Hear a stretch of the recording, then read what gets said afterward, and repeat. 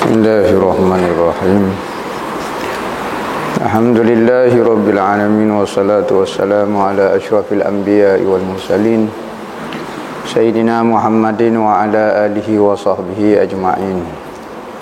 Nawaitu ta'alu wa ta'lim wa tazakkura wa tazkira wa nafa'a wal intifa' wal ifadah wal istifadah wal hassa ala tamassuki bi kitabillah wa sunnati rasulihi wa du'a ila al-huda wa dalalata ala al-khair ibtigha'a wajhillah wa qurbihi wa sawabihi subhanahu wa ta'ala. Allahumma inni as'aluka ilman ladunni wa mashraba safihani ya wahhabu ya ghani. Qala al-muallif rahimahullahu ta'ala wa nafa'ana bihi wa bi'ulumihi fid dharain amin. Rabbi yassir wa la tu'assir wa tammim bil khair.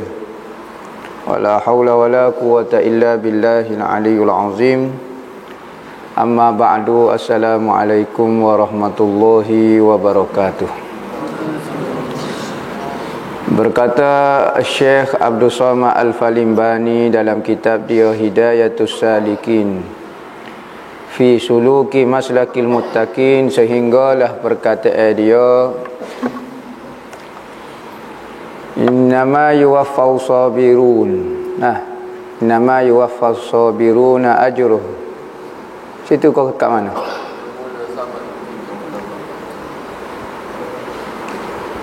Dan sabar itu 3 martabat. Pertama, sabar orang awam. Situ. Dan sabar itu 3 martabat. Sabar itu 3 martabat, 3 peringkat manusia. Sabar ni ada 3 martabat. Pertama, sabar orang yang awam, yakni kebanyakan manusia. Ni sabar kebanyakan manusia, tahap ni lah sabar dia, iaitu menahan atas segala kesusahan dan kesakitan yang diperlakukan akan dia oleh Allah Ta'ala daripada segala hukumnya, perintah dia, takdir dia. Sabar dia kerana ia menilik akan sawab, yakni pahala sabar yang disebutkan Allah di dalam Al-Quran. Kenapa dia sabar? Kerana Tuhan menjanjikan pahala. Kebanyakan orang awam kalau dia sabar tanya buat apa? Oh, sabar boleh pahala. Jadi dia bersabar kerana pahala Allah Ta'ala nak beri ke dia. Demikian lagi sabar atas berbuat taat dan menjauhkan maksiat kerana hendak pahalanya dan takut akan seksanya. Kalau saya buat maksiat, saya kena seksa. Apa dia mau tahu buat maksiat? Oh, kena sabarlah. Apa? Oh, buat kena tak. Mana kalau orang sabar pula buat taat, buat kebajikan kerana nak dapat pahala. Tu saja. Saya nak pahala dia. Matlamat dalam sabar saya adalah untuk dapat pahala dan supaya tak kena dengan aku. Kedua, sabar orang yang muridin. Orang murid ni orang yang nak Allah Ta'ala, yang telah ringan di dalam hati mereka itu atas segala kesusahan dan kesakitan. Kerana apa? Kerana menilik mereka dengan mata hati mereka akan sesuatu yang datang kepadanya itu semuanya daripada Allah. Ini peringkat orang mula bermuamalah dengan Tuhan. Peringkat pertama, dia tak ingat Tuhan, dia hanya ingat pahala saja. Kalau dia ingat Tuhan pun kerana pahala saja. Nak pahala, bukan niat Allah Ta'ala lagi. Peringkat kedua, mula dah hati dia tengok betul dah matlamat dia, mula tengok muamalah dengan Tuhan. Kita royak dah ada orang duk sibuk dengan ibadat tapi tidak sibuk dengan Allah Ta'ala. Duduk semayang, duduk puasa, duduk sabar, duduk buat apa, tapi kerana nak tengok pahala. Ada juga. Ada orang mula dah tengok Allah Ta'ala, tapi rasa ringan dah. Apabila ingat Allah Ta'ala, rasa ringan dah sikit. Rasa lagi. Susahnya kata, oh sakit ke, tak kena apa yang kita nak, apa yang Tuhan takdir berlainan dengan keinginan kita. Rasa, tetapi tengok Allah Ta'ala dah. Ni mata hati ni ada dah. Mata hati, apa maksud pandangan mata hati? Bukan pandangan mata ni. Mata ni hanya boleh tengok benda zahir. Manakala benda mata hati ni dia boleh tengok lebih jauh lagi. Dia boleh tengok barang akhirat, barang gapo benda hak tak nampak dengan mata kasar ni, maka boleh lihat dengan mata hati. Nah, berarti hati dia cerah dah. Dia dengan bimbingan ilmu daripada Allah Taala tu hawi makrifat, maka hati dia boleh melihat dah. Nah, bukan ada mata hati dia, tetapi hati memahami dan hati mula merasai. Ada orang hati tidak memahami, hati tidak merasai, mata ni saja yang nampak. Maksud hati itu nampak, hati itu merasai dan memahami dah. Nah, makrifat hati itu mula kenal dah. Maka ketika itu tidak susah ia meninggalkan akal sekalian yang demikian itu. Peringkat pertama susah lagi. Sebab tujuan dia bukan Tuhan lagi, tujuan pahala. Maka kekuatan apabila orang niat sesuatu kerana pahala tidaklah sekuat kekuatan apabila seorang buat sesuatu kerana Allah. Kekuatan kerana Allah lebih kuat lagi. Kita punya boleh sabar berbanding dengan kekuatan kita buat kerana pahala. Dan tiada menilik mereka akan pahalanya dan tiada menilik akan takut seksa. Dia tak bertikar. Apa dia membangun semaya subuh nak boleh pahala? Tak, saya tak bertikar. Pahala boleh kau ikut tu kerjaan Tuhan.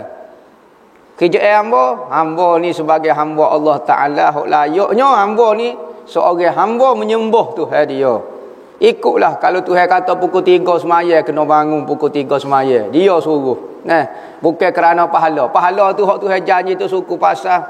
Tu bukan matlamat hamba tu kata. Nah, hak tu pemberian daripada Allah. Kalau Tuhan tak beri pahala, nescaya orang kalau buat ibadat kerana pahala, nescaya dia tidak akan buat ibadat. Kalaulah subuh tak ada orang kata, Tuhan kata tak ada pahala pun semaya subuh, tak buat lelah.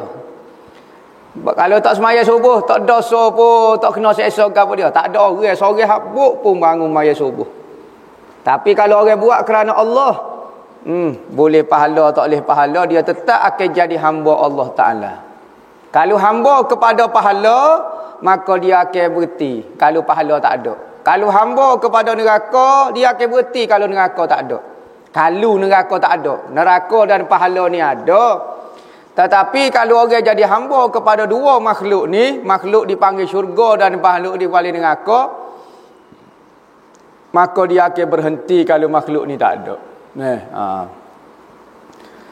Dan sebab itulah setengah sufi berkata, setengah sufi ni kadang-kadang dia kecek menurut perasaan dia ketika tu. Jangan duk tiru kata-kata dia.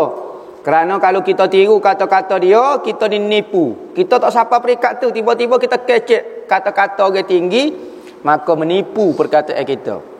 Kata-kata dia sungguh mari daripada hati dia sungguh, kerana dia merasai dia. Kita baca perkataan wali, kita pun tiru. Kita bukan wali perkataan Masya Allah hebat-hebat. Katanya Syekh Yazid Bustami, satu hari ni dia tak zikir. Dia ni kaki zikir. Dia tak zikir. Mari perasaan dia tu dengan Tuhan. Malah zikir, malah gapo dia. Maka anak orang tanya dia, "Hei Yazid, apa mu tak siwak ibadat ke Tuhan?" Dia kata, "Mu malah buat ibadat Tuhan." Apa? Apabila mu nak buat ibadat ke Tuhan? Dia kata, "Hamba nak buat ibadat ke Tuhan ni apabila manusia semua masuk syurga belaka, hak ni masuk neraka belaka, pada masa itulah Yazid Bustami akan mengelilingi arah subhanallah subhanallah baru duk zikir." Apa lagu tu? Kerana dia takut kalau kita buat ibadat lah ni, hamba takut kalau hamba buat ibadat lah ni kerana hamba nak pahala tu, nak syurga tu. Bapa hamba tak buat ibadat lah ni, takut hamba mari perasaan nak kerana takut kepada neraka. Tetapi apabila sudah dah orang masuk syurga, sudah dah masuk neraka, sudah belaka dah cerita syurga neraka, pada masa tu hamba akan buat ibadat, barulah ikhlas kerana Allah Ta'ala. Yang mari perasaan lagu tu. Apabila ahli syurga masuk syurga, kita siapa perasaan tu tak? Kecek buah saja. Tak boleh. Baca boleh untuk buat semangat kepada kita, tapi kita jangan dok buang orang hamba peringkat tu. Dah sebenarnya nampak yang gini tu. Apa dia malah baca azkar? Hamba siapa peringkat tu dah tu. Nipu kohong. Yazid Bustami ni orang berzikir, cuma ayah mari kadang-kadang perasaan dia, perkataan dia jangan dok tiru Dan hanya sesungguhnya ia semata-mata mengikut suruh daripada Allah Ta'ala yang tersebut dalam Al-Quran dengan firman-Nya, Wasbiru innallaha ma'as-sabirin.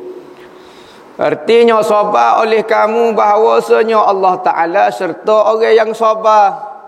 Berserta dengan orang yang sabar. Maka bapa dia mau bersabar. Ke Tuhan suruh sabar ke? Berlaku gapo-gapo hak kita tak suka kena sabar ke? Bukan kerana pahala, bukan. Tapi perintah daripada Allah. Saya ni hamba Tuhan. Maka Tuhan perintah hamba kena sabarlah. Sekalipun masih terasa lagi keinginan tu dia nak orang lain, tetapi kena sabar sebab Tuhan perintah. Ni kemungkinan pok kita sampai peringkat lagu ni. Nampak? Juga ada lagi perasaan hak tak puas hati dengan Tuhan, ada lagi rasa tak sedap dengan Tuhan. Hak kita nak tak berlaku, hak kita nak berlaku sebaliknya. Kita nak jadi orang alim, tak jadi orang alim. Kita nak jadi orang comel, tak jadi orang comel. Kita nak jadi sehat, tak jadi sehat. Maka kita nak sebaliknya. Tetapi muka Tuhan suruh sabar. Sabar tu gak. Bukan kerana pahala dak saya duk ingat Tuhan semacam. Ni mungkin jarang-jarang mari buat kita. Ketiga, ni ketiga ni martabat tinggi ni. Apa maksud martabat? Peringkat hati manusia dengan Tuhan lagu tu. Dia sekalipun dia orang rendah, dia orang ni orang biasa, orang kapur ya, tapi dia duduk martabat yang ketiga. Ada orang tu PhD, profesor, gapo dia ko, CEO syarikat, doktor ko gapo dia, tapi dia peringkat pertama ya. Orang awal. Maka kedudukan di sisi Tuhan ini Tuhan jo beri. Tuhan jo beri, hak ni peringkat pertama, ni peringkat kedua, ni peringkat ketiga. Kalau kita rasa kita duduk pertama, sekalipun kita orang besar, orang hebat, tok guru orang pun, kita orang pertama. Kalau kita tak jadi apa, tak pakai, baca tak boleh, menulis pun tak boleh. Tapi kita duduk peringkat ketiga, nak kata gua ni. Sebab apa? Kedudukan di sisi Tuhan, Tuhan tengok hati kita. Sekalipun siapa dia pun kita, hebat setara mana pengaruh kita, tapi kalau kita jenis tak hidup dengan Tuhan, hati kita tak hidup dengan Tuhan, peringkat pertama. Orang awal ya, tak ada apa dia pun. Ketiganya sabar orang yang zahidin dan salikin. Peringkat kedua sabar orang muridin, orang mula nak Tuhan dah. Murid-murid ni sebab itulah pelajar-pelajar dipanggil murid. Apa maksud murid? Orang yang nak Allah Ta'ala. Talib, orang yang menuntut Allah Ta'ala, bahasa Arab. Sabar, orang yang muridin, orang yang nak Allah Ta'ala. Peringkat yang ketiga, sabar az-zahidin dan salikin. Iaitu sabar atas segala hukum Allah. Apa maksud hukum Allah? Ketentuan Allah Ta'ala. Sama ada takdir ataupun hukum hakam yang Allah Ta'ala beri kepada kita. Suruh semaya, zina ni haram, mencuri ni haram, gini-gini haram, tu hukumnya. Ataupun Tuhan nak buat kau ni hujan hari ni, tu hukumnya Tuhan belaka, takdir Tuhan belaka. Tak boleh nak kata kau. Yang datang atas mereka, yang berlaku atas mereka serta berlepas mereka daripada ikhtiar dan tadbir, usaha dan pengurusan. Manusia ni semata-mata serah kepada Allah Ta'ala. Ni hati dia serah sungguh ni. Bulak-bulak hati dia menyerah kepada Allah urusan diri dia. Urusan dia. Di samping dia berusaha, tetapi tidak ada perasaan usaha pun. Dia mari semaya, dia mari mengaji, dia buat baik, tapi tidak ada mari perasaan pun dia yang baik. Tak ada usaha. Dia buat. Bukan kata tak ada ikhtiar, tak ada usaha, pakai duk congok rumah, duk senyap lagu ni. Tak. Tuhan suruh mari mengaji fardu ain, mari mengaji. Tuhan suruh jadi baik, mari jadi baik. Cari tempat-tempat yang boleh jadi baik. Tapi dia tidak terasa pun. Kalau orang tanya, rajin dia mau pergi pondok, rajin dia mau pergi cari tempat-tempat baik sebab nak jadi baik. Doa tak boleh nak kata. Hak ni pun Tuhan wis hidayah kat hamba boleh. Ni. Bukan kata dia tidak ada usaha. Maksud berlepas daripada usaha, tidak merasai dia tu berusaha. Kerana mereka telah melihat akan bahawasanya sekalian yang demikian itu daripada ikhtiar Allah. Apa yang ia pilih sebenar pilihan Allah Ta'ala. Orang ni betul-betul jadi hamba Allah. Ni baru jadi hamba Allah. Selagi mana kita ada perasaan dua di antara kita, Tuhan ada keinginan, kita ada keinginan juga, sudah. Orang yang betul-betul jadi hamba Allah, semua keinginan dia berada di bawah keinginan Allah Ta'ala. Nah, Syekh Junaid Baghdadi bangun tiada tidur. Ada orang yang kata bangun daripada tidur, dia kata, ya Allah ya Tuhan aku nak buat gapo dia untukmu hari ni. Nak semaya, semua untukmu ya Allah. Tetapi Syekh Junaid Baghdadi apabila bangun tidur, bukan nak buat sesuatu untuk Allah. Syekh Junaid Baghdadi kata, Tuhan nak buat gapo dia untuk aku hari ni. Terbalik. Kita nak buat sesuatu untuk Allah dah. Nak mengaji kerana Allah, nak semaya kerana Allah. Tetapi Syekh Junaid Baghdadi bangun tidur, niat Tuhan nak buat gapo dia untuk aku hari ni. Berarti tak ada keinginan langsung di samping keinginan Allah. Kalau katanya ahli sufi, kalau hamba berdoa, maka Tuhan mustajab doa, hamba gembira sekali kerana permintaan hamba. Tetapi apabila hamba berdoa, Tuhan tidak mustajab, hamba gembira 10 kali. Sebab apa? Kerana hak tak berlaku tu betul-betul keinginan Tuhan. Tapi kalau hamba minta, takut-takut keinginan hamba ada masuk situ sebab hamba nak benda tu. Maka kalau Tuhan mustajab, hamba gembira dah kerana Tuhan mustajab doa hamba. Tetapi kalau Tuhan tak mustajab, nampak betul-betul pilihan Tuhan. Hak tu 10 kali hamba suka. Kita hak mana suka? Suka doa kita mustajab. Kalau doa tak mustajab, tak jadilah mana demo. Nampak kan? Tak mustajab doa. Dia kata mereka itu telah melihat akan bahawasanya sekalian yang demikian itu daripada ikhtiar Allah dan tadbirnya. Yang di dalam azali lagi kata Tuhan. Pas kita ni, kita hanya bergerak di bawah tadbir Tuhan. Bangun, tidur. Inna salati wa nusuki wa mahyaya wa mamati lillahi rabbil alamin. Sesungguhnya sembahyang hamba, ibadat hamba, hidup hamba, mati hamba. Hidup isyarat kepada gerak hamba, mati isyarat kepada dia, gerak hamba semua lillahi rabbil alamin, milik Allah Ta'ala belaka. Kehidupan hamba, perbuatan hamba, sifat-sifat hamba, zat hamba pun milik Allah Ta'ala. Ini dipanggil tauhid. Tauhid af'al, tauhid sifat, tauhid zat. Apa maksud mentauhid ke Allah? Yakni semua itu milik Allah. Semua gerakan yang berlaku dalam surah ni lah ni. Hamba duduk mengajar, Pok entah semua duduk dengar, entah duduk menulis. Semua perbuatan hak sekarang berlaku, hak malaikat duduk gerak, angin duduk bergerak, semua benda hak bergerak perbuatan, semua itu siapa dia yang menggerakkan? Allah.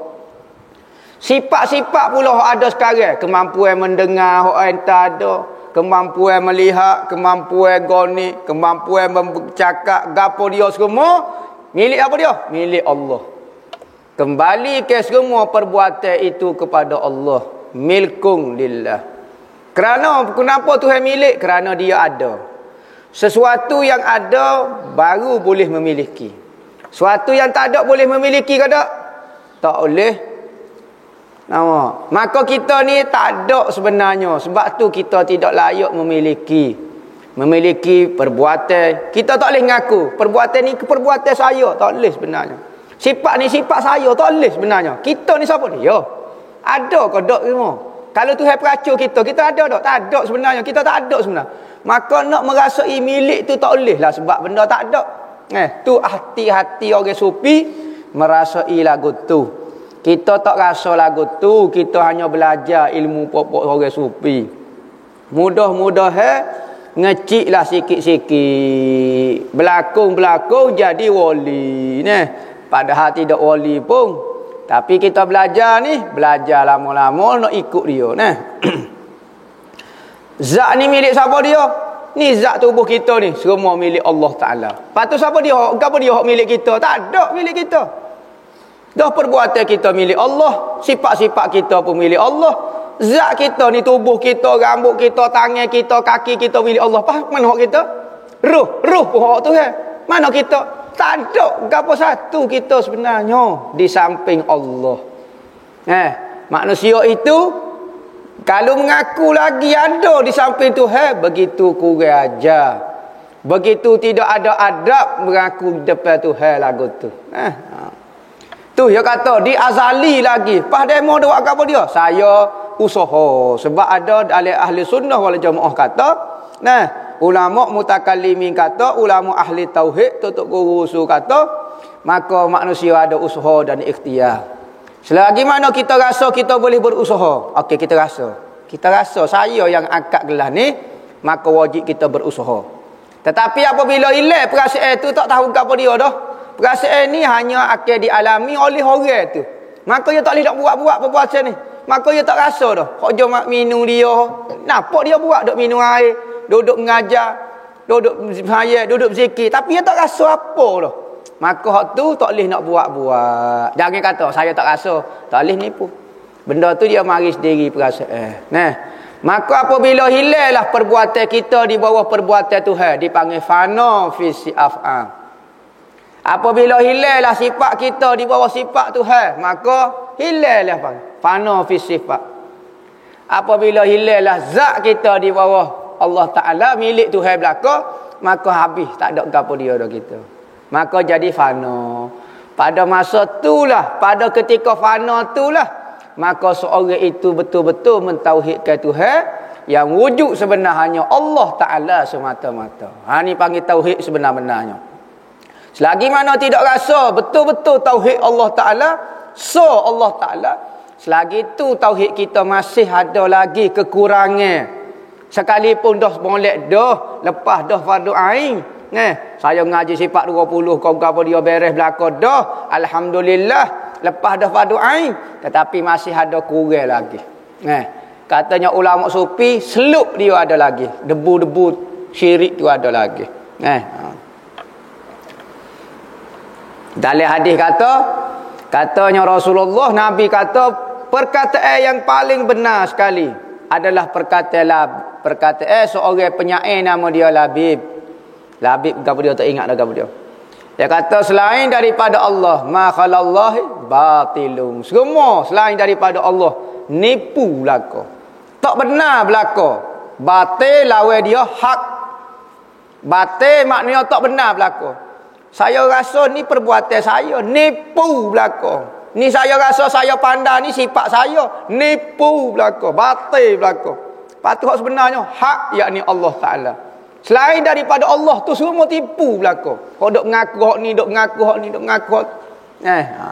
Pada masa itulah seseorang akan merasai ketauhidan, bahkan dia tidak merasai apa-apa. Tu tauhid sebenarnya. Masa itulah wujud zahir nyata Allah Subhanahu Wa Ta'ala, hilanglah diri seorang hamba. Perasaan dia, perbuatan dia, sifat zat dia. Pok entah kena faham benda lagu ni, tak faham lagi tak apa, slow-slow lah dia akan jadilah. Kena belajar. Ni belajar tauhid, lama-lama berimeh dengan diri sendiri, berimeh dengan akal, duduk sembuh diri sendiri. Tak nampak Tuhan, galik duk nampak akal dia. Sedangkan mengaji tauhid semakin nampak ketauhidan Allah, keesaan Allah Ta'ala. Ni dia nak meretah, Tuhan nak meretah. Nak ujian hari ni, nak goni hari ni, welung. Tuhan nak mentadbir, dia pun nak mentadbir juga. Jalan tu nak ambil tugas Tuhan, nak jadi Tuhan dah tu. Yakni di dalam Lauh Mahfuz tiada boleh berubah-ubah. Takdir tak boleh nak kata apa. Maka dia hanya bergerak saja. Bergerak ni usaha ikhtiar dia. Jangan kata Tuhan takdir dah hamba. Pakai dak senyap, tak ada usaha apa dia. Dak geraklah. Semaya bag apa dia. Apa dia memalah. Muka Tuhan takdir dah hamba duduk atas kalbuk ni dekat. Sedap. Dia mau tahu, dia mau pernah baca takdir Tuhan. Dak pun. Patut usahalah kebaikan. Makan nasi reti pula pilih nasi lauk ayam dengan nasi lauk ikan. Tapi apabila suruh semaya, apabila suruh cari hidayah, apabila suruh cari kebaikan, apabila suruh tinggal maksiat, tak ada usaha ikhtiar lalu. Tapi kalau makan, kalau nak tidur, kalau nak hak nafsu, pandai pula pilih hak sedap. Ni nipu dengan Tuhan. Pertari lagi nampak dah coking nipu dengan Tuhan. Jangan dok nipu. Mungkin kita lepas dengan manusia, kita berhujah. Tapi dengan Tuhan, nak nipu lagu mana? Dan jika datang bala atas mereka itu, atau sakit, maka itu telah tersurat pada Lauh Mahfuz. Tak boleh nak kata mana. Senyap. Monggo hamba ni dibawa gerak di bawah takbir Tuhan. Tuhan nak cabut tekuk hamba, nak pala hamba, nak cabut nyawa hamba, nak kata lagu mana? Mujur nyawa gerak pun boleh. Mujur hamba boleh rasa apa ini. Boleh minum air, boleh tidur, boleh menapah, boleh fikir. Mujur Tuhan tak buat gila hamba lagu ni. Nak kata. Hidup sentiasa menyebut Alhamdulillah belaka. Alhamdulillah boleh sikit. Tuhan kalau Tuhan tak beri apa satu. Tiada boleh berubah-ubah padahal hati mereka ridha akan segala yang dihukumkan Allah Taala baginya. Ya beza sabar dengan redha dah. Sabar ni kita nak benda sebaliknya tapi kita bertahan juga. Misalnya Tuhan beri sakit, kita nak sihat tapi kita sabarlah, moga Tuhan beri lagu tu. Tak boleh nak kata guano, jangan lawan Tuhan. Jangan hati kita terasa dengan Tuhan. Tapi kita nak sihat.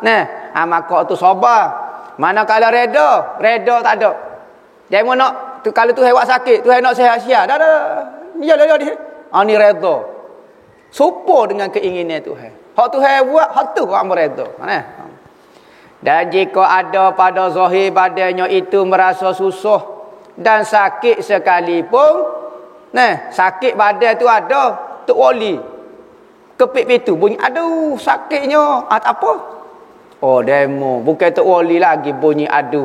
Dah. Zahir tubuh sakit tak apa. Tak ada masalah. Hati dia tu. Hati dia tak mengaung dengan Allah Taala.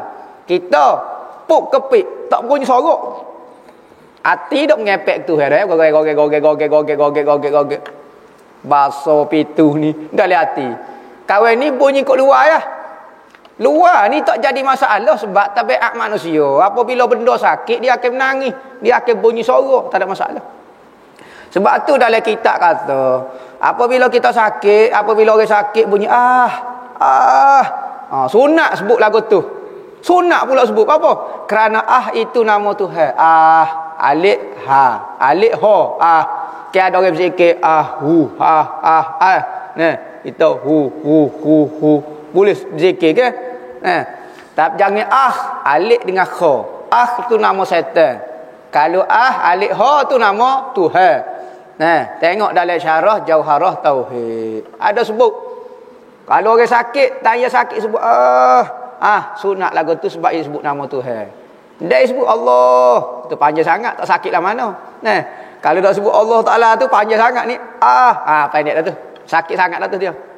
Tetapi hati mereka ridha akan Allah Ta'ala dan segala hukumnya. Dan dinamakan sabar ini akan sabar ala Allah. Yakni sabar atas hukum Allah Ta'ala dan qadanya qada Allah Ta'ala. Al-faslul khamis fi syukri. Bab syukur pula dah. Hari tu kita mengaji sifat buruk. Hati lagu mana hati jahat. Ni nak jadi hati yang baik pula. Taat batin. Kena berlatih biar jadi lagu ni hati kita. Usahalah. Sekalipun lama ke, payah ke nak kata gua no. Tetapi kena usahalah.